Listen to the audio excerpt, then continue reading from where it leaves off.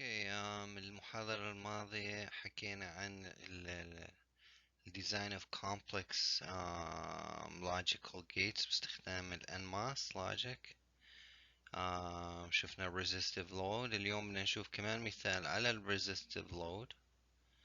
اوكي بعدين بدنا نشوف كيف نحل كل انواع اللودز الثانية اللي هم بضل عندنا بعد ال resistive load اللي هم ال transistor load and saturated load, linear load وال depletion load. فالمثال هنا example 23.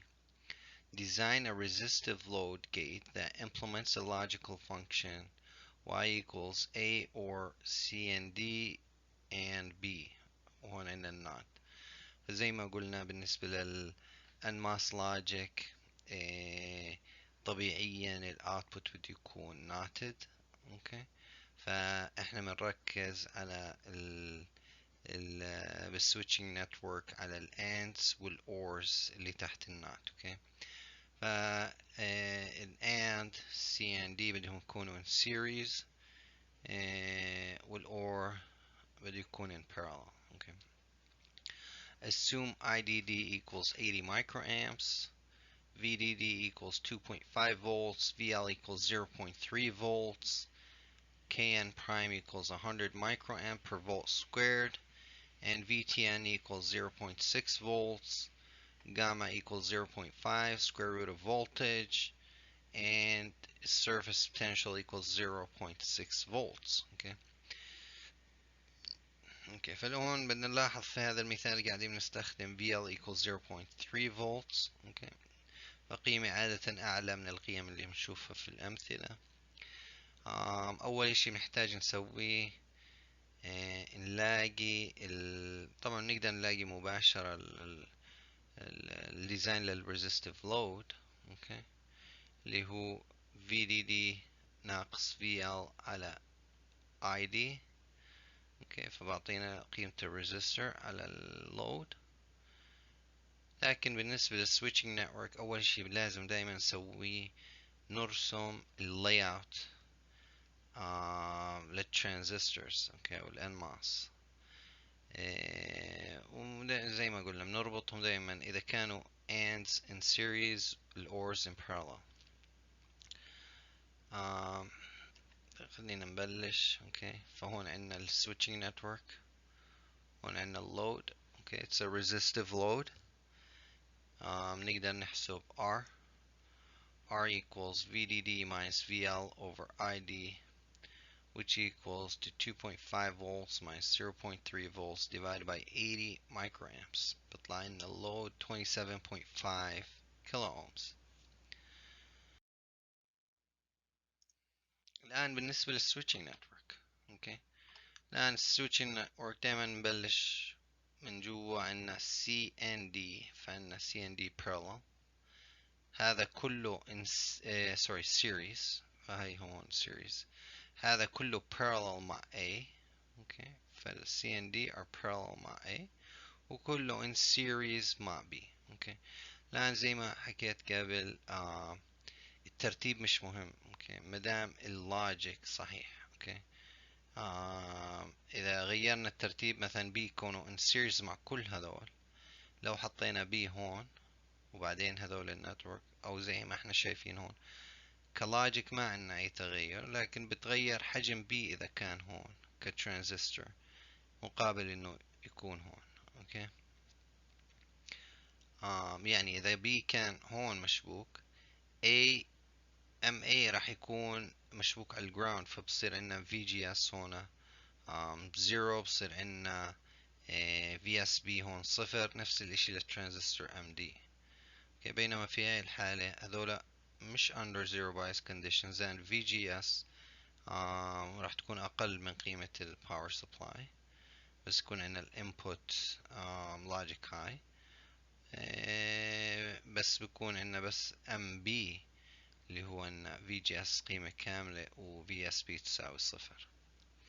anyways احنا رسمناه في هذا الترتيب، بدنا نحل على هذا الترتيب. اوكي فخلينا نبلش. اوكي اول خطوة طبعا احنا بنعرف شو اللوجيك هاي في الريزستيف لود هو 2.5 فولت نفس قيمة ال VDD.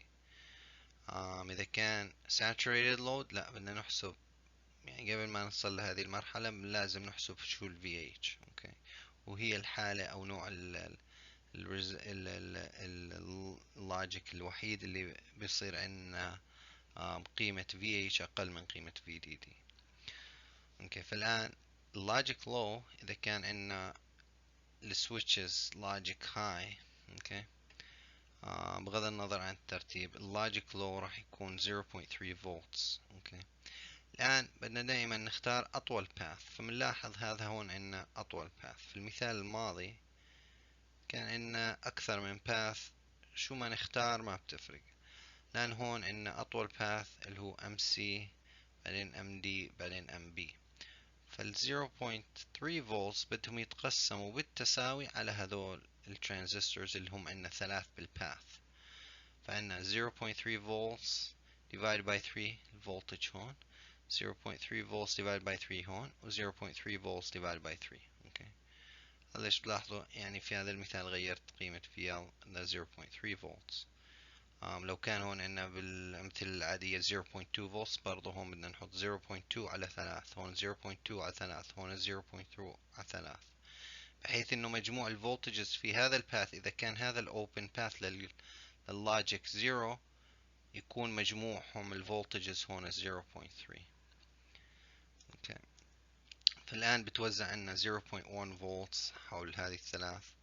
اوكي، وصلنا للجراوند. اوكي، الآن كل الترانزستورز اللي ظلوا عنا في الدائرة الآن يعتمدوا على القيم اللي احنا وزعناها الآن. ففي هاي الحالة البوتنشال ديفرنس هون فولتج على MA أو VDS على MA راح يكون مجموع هذول التو فولتجز. دائما نقدر نستخدم كيركهوف's فولتج لو عشان نحسب الفولتجز في كل اللوبس الموجودة. اوكي، لو كان هون عندي ترانزستور واحد وهون ترانزستور واحد القيمة ظهرت هون نفسها راح تكون هون. هون عندنا MA راح يكون 0.2 فولتس. اوكي، فالآن حددنا هذه القيم. بضل عندنا قيم دائما VGS لحساب حسب أي ترانزستور قاعدين نحسب له ال width على ال length. ضل عندنا قيمة VGS وقيمة VSB. اوكي، فاللي راح نلاحظه هون ل A ولا C ولا D راح يكون عندنا VTN مختلفة عن ال Zero Bias VTN هون. اوكي، هذه القيمة راح تكون هي الوحيدة ل B MB. خلينا نبلش هون، نبلش في MA. هذا الترانزستور عندنا VTNA نسبة لهذا الترانزستور تساوي 0.6 اللي هو Zero Bias threshold voltage زائد 0.5 اللي هو gamma times the square root of، لأن هون عندنا VSB الفولتج ما بين هذه النقطة والباري. اوكي، الباري بدنا نتخيلون، فالفولتج هون 0.1 راح يكون 0.1 بينه وبين الباري، فعندنا 0.1 plus 0.6 minus the square root of 0.6 اللي هم ال 2 times the Fermi potential. طلع لنا VTN ل MA 0.63 volts. الآن عندنا VTN نقدر نعوض في ال triode current equation. فعندنا 80 microamps هون equals 100 microamp per volt squared times الويدث على length ضرب. الآن هون عندنا VGS راح يكون الانبوت هاي اللي هو 2.5 volts ناقص الفولتج هون اللي هو 0.1، فعندنا 2.5 minus 0.1 volts equals 2.4 minus ال threshold voltage هون 0.63 minus الآن VDS على الترانزستور MA 0.2 volts على 2 ضرب 0.2 volts اللي هو VDS. بننقل هذول للجهة الثانية، بضل عندنا الويدث على اللينث يساوي 2.4 divided by 1. فلقينا حجم أول ترانزستور MA. الآن بالنسبة ل MC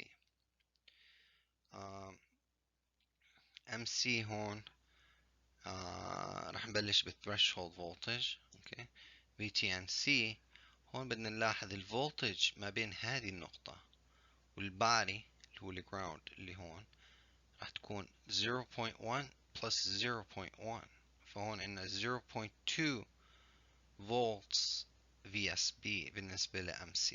اوكي، هذا هون الاختلاف، فعندنا 0.2. اوكي، هون عندنا نفس ال VTN gamma عندنا surface potential. اوكي، فبيطلع عندنا threshold voltage ل MC equals 0.66 volts.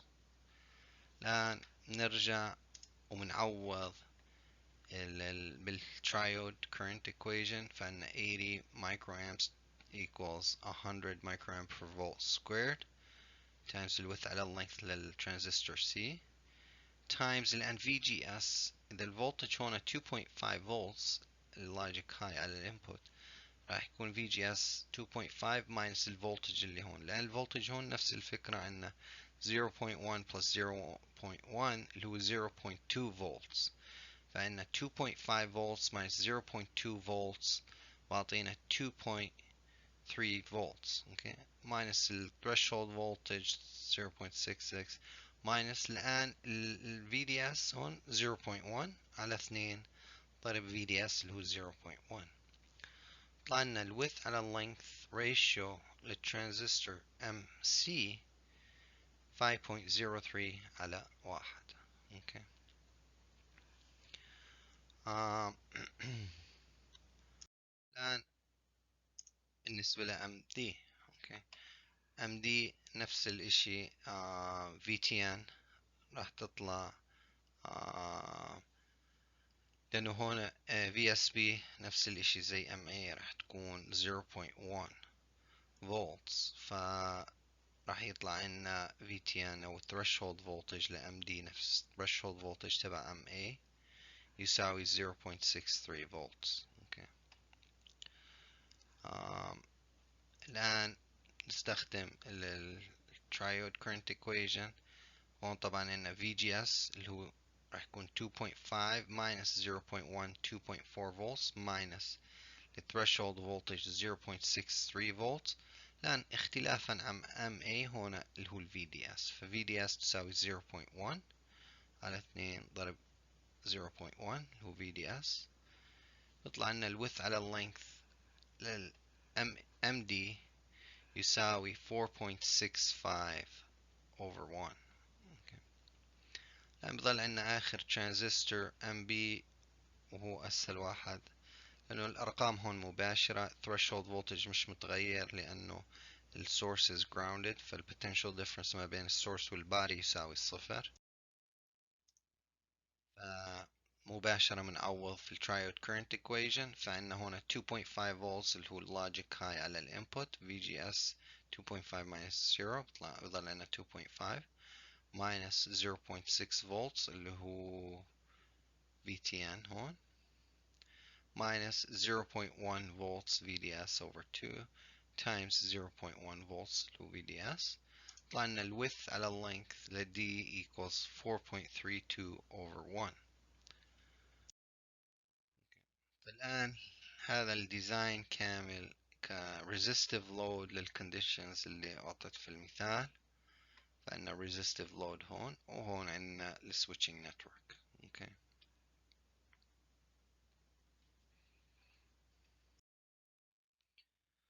الآن بدنا نشوف مثال design a saturated load gate that implements a logic function نفس ال logic function اللي شفناه المحاضرة الماضية A or B and C or D. اوكي، وهذه نفس المعطيات، عندنا IDD 80 microamps VDD equals 2.5 volts VL equals 0.2 volts Kn prime equals 100 microamps per volt squared VTN equals 0.6 volts, gamma equals 0.5 square root of voltage, and 2 times the Fermi potential 0.6 volts. Okay. لأن هون كونه saturated load اللي بدنا نلاحظه إنه VH ما راح تصل قيمة VDD. okay. فراح تكون ال switching network قيمة transistors فيها بتختلف. okay. بينما لو إننا بنحل هون قاعدين linear load أو depletion load، راح نلاحظ إنه حلنا في السويتشنج نتورك راح يكون نفسه في resistive load لهذا المثال، لأنه VDD بتظل يعني الاوتبوت بضل قيمة VDD بس يكون logical high. اوكي، فهذه شكل النتورك بالنسبة للساتوريتد لود. هون عندنا switching network وهون عندنا saturated load. خلينا أول شي نحسب saturated load ونلاقي VH. اوكي، فبالنسبة للsaturated load أول شي نحتاج نحسب ال threshold voltage لأنه it's not under zero bias condition. هون عندنا potential difference ما بين هذه النقطة وهذه النقطة. طبعا هون راح يكون potential difference اللي هو 0.2 volts VL تظهر هون، بصير عندنا 0.2 volts، ف VSB equals 0.2.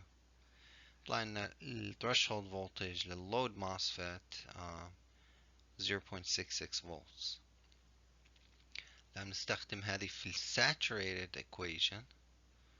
اوكي، فهون عندنا saturated equation اللي هي I equals Kn prime over 2 times width على length times VGS minus VTN squared، أو هون بيكون VSAT squared. الآن بالنسبة ل VGS زي ما هون شفنا راح تكون هون 2.5 volts minus هون عندنا 0.2 volts بضل عندنا 2.3 volts. اوكي، هون عندنا 2 times ID اللي هو 80 microamps divide by 100 microamp per volt squared اللي هو ال transconductance. ضارب الآن هنا VGS 2.3 volts اللي 2.5 minus 0.2 minus threshold voltage 0.66 volts، وهذا squared بيطلع لنا width على length يساوي 1 over 1.68. اوكي، بس هون ملاحظة وبعرف اني حكيتها قبل هالمرة. ملاحظ هون اللينث أكبر من الويث بالنسبة للساتوريتد لود عشان يساوي هذا الريزيستنس، فبصير عندنا الفولتج دروب across it. اوكي، فهذا ليش VDD بتكون أو VH بتكون أقل من قيمة VDD، بس لأنه هذا بتصرف زي كأنه ريزيستور. اوكي، بس ريزيستور تيار بمر فيه وفي عندي فولتج دروب عنه. ف فالطريقة هون واحنا نحل راح نلاحظ هذا راح يكون fraction، فالقيمة هاي راح تطلع عندي أقل من واحد، فممكن يعني ما بصير أكتب ال width على ال length ratio إنه يساوي fraction مثلا 0 كذا كذا، لا لازم يكون في عندي واحد على القيمة الأكبر. فالطريقة إنه الفراكشن اللي بيطلع عندي بقسم واحد عليه، بيطلع عندي هون 1.68، برجع هون واحد على واحد. والطريقة الثانية انه اقسم هذه القيمة على هذه القيمة، بيطلع عندي 1.68 بس بكتبها هون بالنسبة للويث على اللينث ريشيو واحد على 1.68. اوكي، الآن بدنا نلاقي اللوجيكال هاي. اوكي، فعندنا VH equals، طبعا هون عندنا VDD minus ال threshold voltage. threshold voltage الآن يعتمد على قيمة VH على الأوتبوت بدل ما هي VL. فبصير عندنا معادلة تربيعية هون. اوكي، نقدر نقول يعني إذا بنحلها بنقدر نحط هذه بالآلة الحاسبة بيطلع لنا VH قيمتين، إنها معادلة تربيعية، أو بنقدر نحلها بالإيد. عندنا هون 2.5 minus 0.6. اوكي، بندخل هذه 0.5 على الجهتين هون وهون، هذا ضرب 0.5 مع هذول بصيروا رقم ننقله للجهة الثانية، ومنقسم 0.5 هون بظل عنا تحت الجذر VH plus 0.6.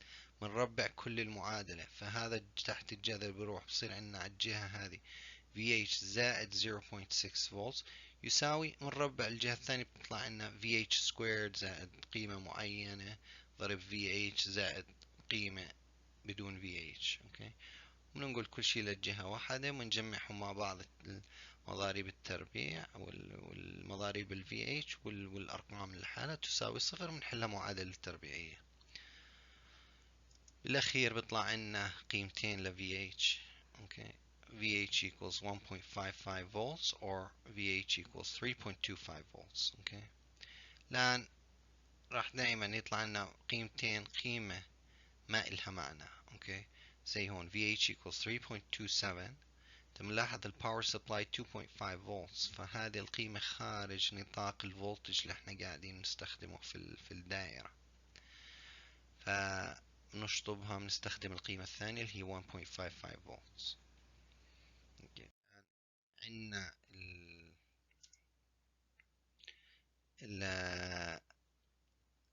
اللوجيك هاي.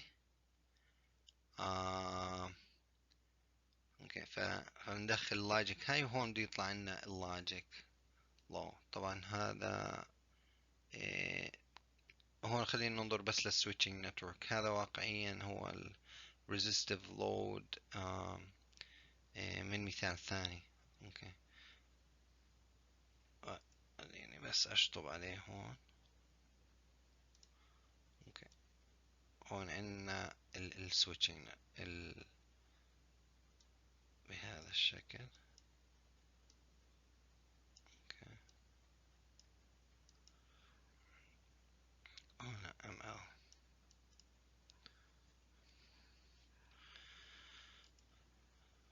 اوكي،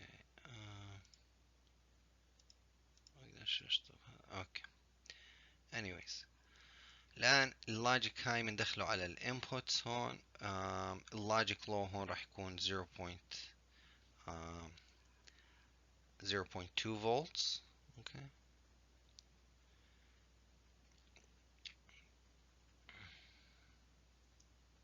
0.2. الانبوت 1.55 volts. ف نقدر نبلش. طبعا بالنسبة للسويتشنج أول شي بنرسم السويتشنج نتورك، وشفنا هذا في المثال الأول.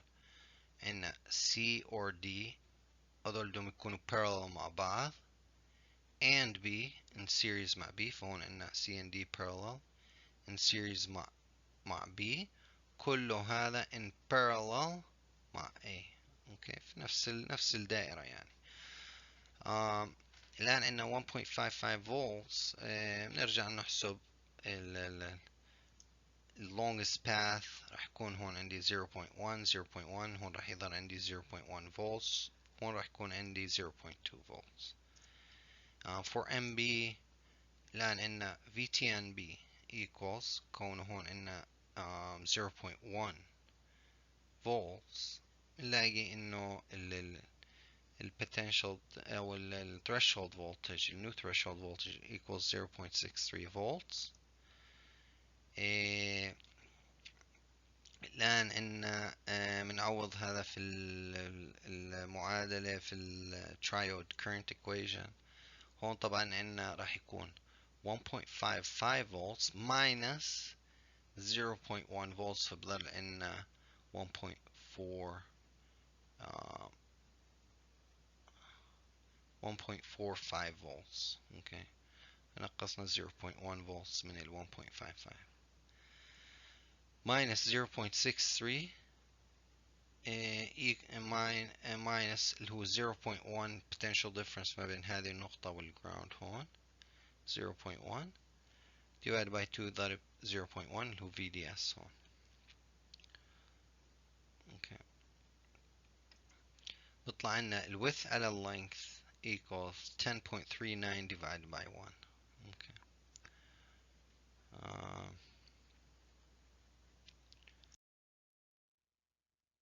الآن بالنسبة ل MC and MD، الاثنين parallel ما فيش اشي معهم، راح يكونوا نفس الحجم ونفس البايسنج كل شي.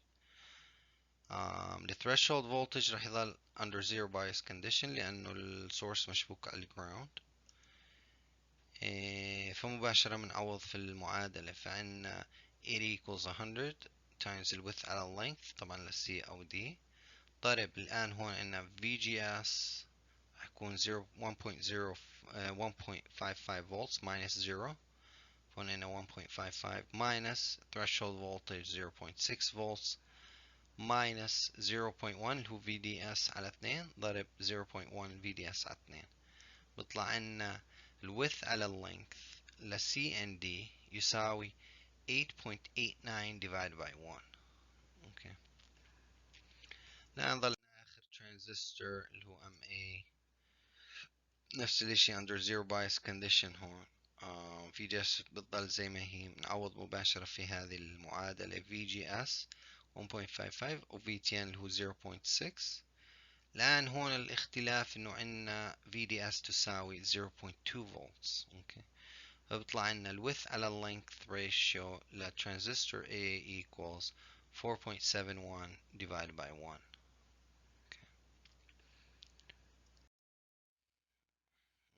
الآن بدنا نسوي ديزاين لنفس اللوجيك جيت. اوكي، اللي هو y equals a or b and c or d. لكن هون بدنا نستخدم ال depletion load.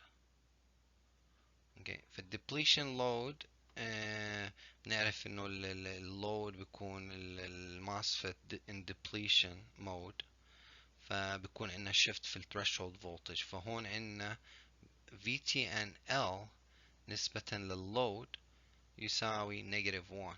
اوكي. بينما هون ال VTN هذه بالنسبة للسويتشنج ترانزستورز. اوكي. طبعا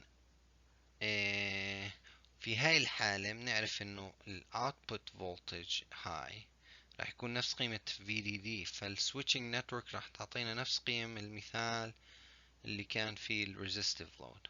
اوكي. اوكي.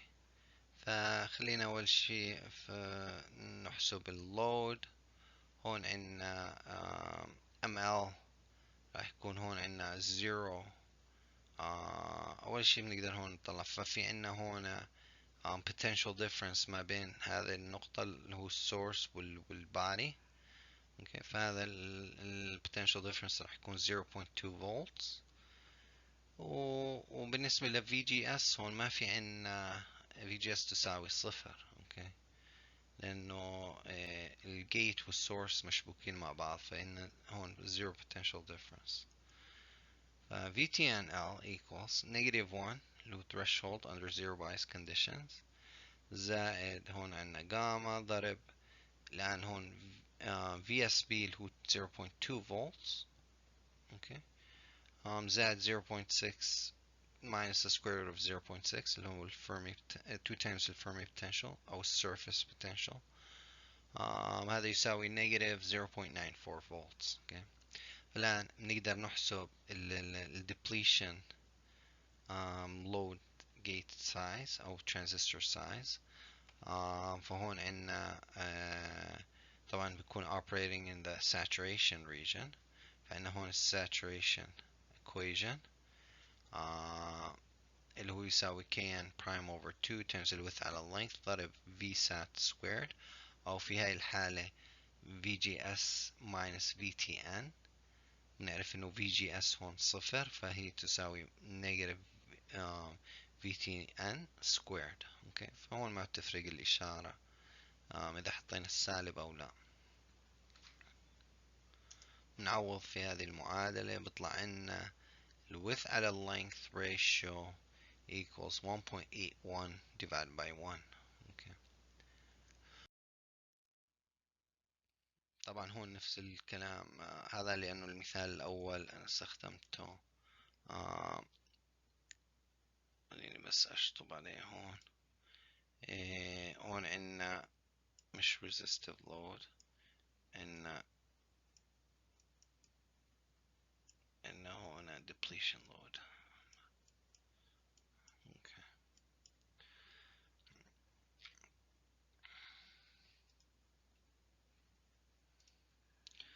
اوكي. فبالنسبة دائما بنبلش بالسويتشنج نتورك، هي نفس الفانكشن نفس السويتشنج نتورك هون. الآن بنحدد الفولتجز، في عنا نفس الكلام 0.1 فولت دروب 0.1. هون عنا 0.2 فولت. بنحسب نفس الاشي for MB.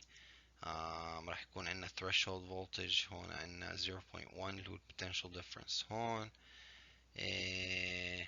بنعوض هذه المعادلة لأن 2.4 volts له potential difference ما بين الجيت والسورس هون، ففي عنا 2.5 volts minus 0.1 volts بعطينا 2.4 minus ال threshold voltage minus VDS على 2 VDS 0.1 طلع ال width على ال length ل B ل MB equals 4.65 على 1. بالنسبة ل MC و MD نفس الطريقة هون، لكن هون under zero bias condition، فما بنحتاج نحسب ال threshold voltage نفسه 0.6. نعوض في المعادلة هاي زائد VGS ما في عنا هو نفس قيمة ال logic high 2.5 minus 0، فعنا 2.5 هون، عنا ال threshold وعنا VDS اللي هو 0.1 volts هون. بيطلع ال width على ال length ل MC و MD 4.32 divided by 1. الآن بالنسبة ل MA نفس الكلام zero potential difference ما بين ال source والباري، فالthreshold voltage نفسه بنستخدمه، وعندنا VGS تساوي نفس قيمة VDD اللي هي 2.5 volts. نعوض في هذه المعادلة بطلع عنا ال width على ال length ratio equals 2.22 divided by 1. الآن هذا المثال الأخير لنفس الجيت، لكن هون بدنا linear load. اوكي زي ما شفنا linear load، الآن الاختلاف هو فقط في الديزاين linear load. switching network راح تطلع نفس المثال السابق أو نفس resistive network لنفس function، لأنه عندنا هون المعطيات كلها نفس الاشي زائد VDD بتظل نفس القيمة. كيف بالنسبة لل 4 volts هون طبعا مش مذكور في السؤال، لكنه هون في الدائرة، فهو نفس المثال اللي استخدمناه قبل، كان عندنا 4 volts على VGG. ففي هاي الحالة دايما بدنا نتأكد، بس ما بنحتاج نحسب اشي، بنتأكد انه هذا linear load voltage gate voltage لازم يكون قيمته أعلى من VDD زائد ال threshold voltage لهذا اللود. اوكي، فالثريشولد فولتج هون بنعرف راح يكون حول 0.6، فبظل هذه القيمة حول 3.1 3.2 فولتس، بتظل أقل بكثير من قيمة الجيت فولتج هون لللود لللينير لود، فبظل operating in the linear region، راح يسوي pass لكل VDD هون. اوكي، فخلينا نبلش. لان threshold راح يكون 0.6 plus 0.5 times هون عنا ال source to body راح يكون هون ال output VL هو 0.2 volts، هون عنا 0.2 minus 0 potential difference هون 0.2 volts، طلع لنا VTNL equals 0.66 volts. اوكي، بنعوض في ال triode equation للcurrent. اوكي، طلع لنا 80 equals 100 times ال width على ال length ضرب الآن هون عنا 4 volts minus 0.2 اللي هو 3.8 volts minus the threshold voltage minus الآن VDS sorry هون راح تكون 2.5 volts minus 0.2 volts، فعنا 2.3 volts divided by 2 times VDS 2.3 volts. فالwidth على length للlinear load equals 1 divided by 5.72. Okay. الآن بالنسبة للswitching network نفس الاشي، هون عنا ما عنا هون هذا resistor، عنا بس هون عنا 4 volts. اوكي،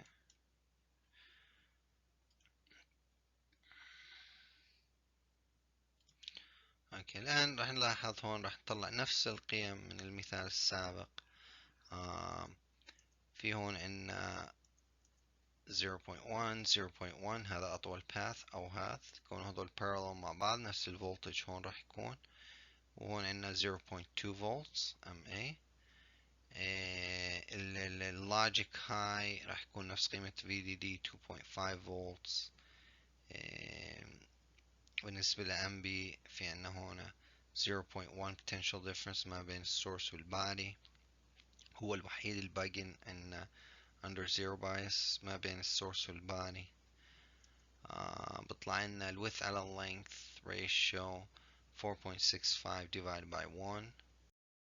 بالنسبة ل MC و MD مباشرة نعوض القيم. عندنا 2.5 اللي هو الجيت، 0.6 volts threshold، وعندنا 0.1 اللي هو VDS. طلع لنا ال width على ال length ل MC و MD 4.32 divided by 1. الآن آخر جزء عندنا MA نفس الشيء under zero bias. فعندنا هنا threshold voltage initial threshold voltage عندنا VGS اللي هو 2.5 volts، وهون عندنا الفرق VDS هو 0.2 volts. فبيطلع لنا ال width على ال length ratio ل MA 2.22 divided by 1. اوكي بنوقف هون اليوم. المحاضرة الجاية راح نحكي عن ال dynamic behavior of mass logic gates.